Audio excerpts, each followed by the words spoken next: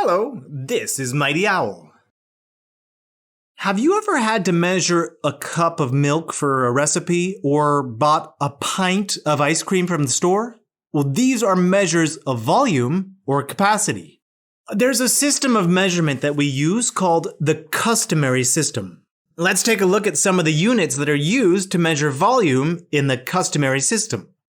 Now, the smallest unit is called an ounce. And since we often measure the volume of liquids, it's also called a fluid ounce. 1 fluid ounce fits into a small medicine cup. This would definitely not be enough to drink if you were thirsty. 8 fluid ounces make up a cup. This is about the same amount of a small milk carton, the ones you might get at school with lunch. 2 cups equal a pint. This is about the amount of a drinking cup. And 2 pints create a quart. You can get a quart of ice cream and share it with your family. 4 quarts makes a gallon. The large container of milk that you can get at the store is often a gallon of milk. Wow, that's a lot of units. So let's take a look at this information in a chart. Now here's another graphic to help you remember the customary units. The big G represents a gallon. And inside that G are 4 Qs, quarts, since there are 4 quarts in a gallon. Inside each Q are 2 Ps, because 1 quart is 2 pints, and inside each P are 2 Cs, since there are 2 cups in a pint. And now that we know about the different units, let's give Eric a hand as he seems to be struggling over there with all those containers filled with water. He needs to figure out which units to use to estimate their volume. And I think we can help him out. Okay, take a look. Container A is a thimble. This is very small and doesn't hold a lot of liquid. The smallest unit is fluid ounces. So I think Eric should use that to measure the amount of liquid in the thimble. Container B is a bathtub. Now that holds a lot of water. And so what's the largest unit? That's right, gallons. Eric should use gallons to measure the water in the bathtub. Now, container C is a soup can. A soup can is similar to the size of a glass of water. And so, a cup would work perfectly to measure the volume of the soup can. And last but not least, container D is a pitcher.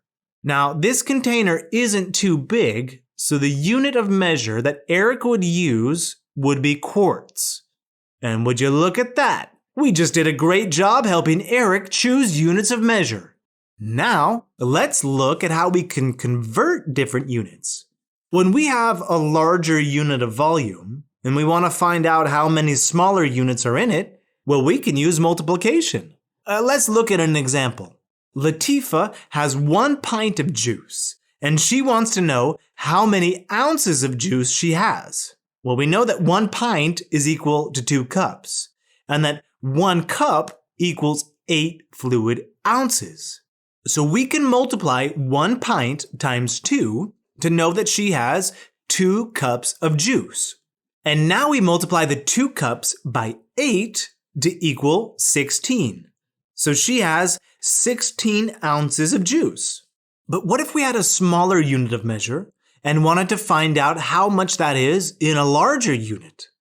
Well, we would do the opposite and divide. Mia has 12 cups of applesauce and wants to know how many quarts she has.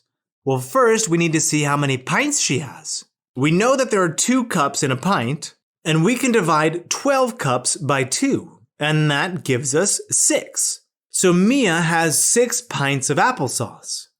But we want to know how many quarts that is.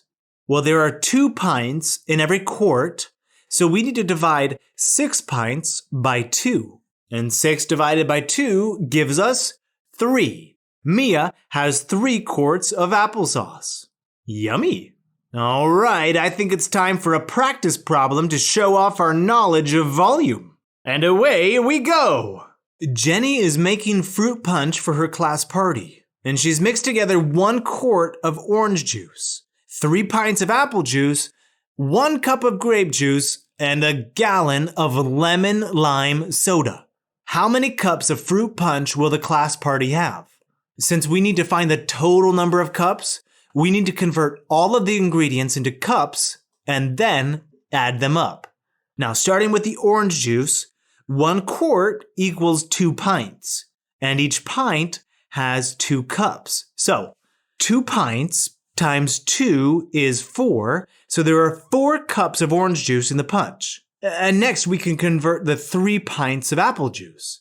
Each pint has 2 cups, so 3 pints times 2 is 6. And now we know there are 6 cups of apple juice in the punch. And 1 cup of grape juice was used, and since it's already in cups, we don't need to do anything with that. And last, a gallon of lemon lime soda was used. Well, we know 1 gallon is 4 quarts, and each quart is 2 pints. So 4 quarts times 2, that's 8 pints. Now, each pint has 2 cups in it, and so 8 pints times 2 is 16.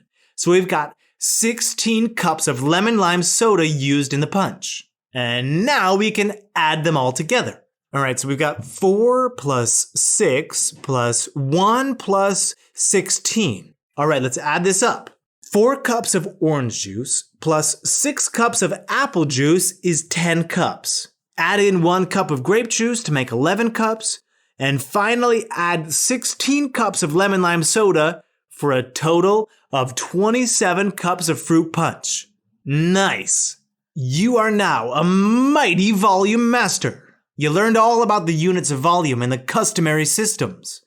And you were able to identify ounces, cups, pints, quarts, and gallons. And to convert those units as well. Fabulous work, and I'll see you in the next lesson.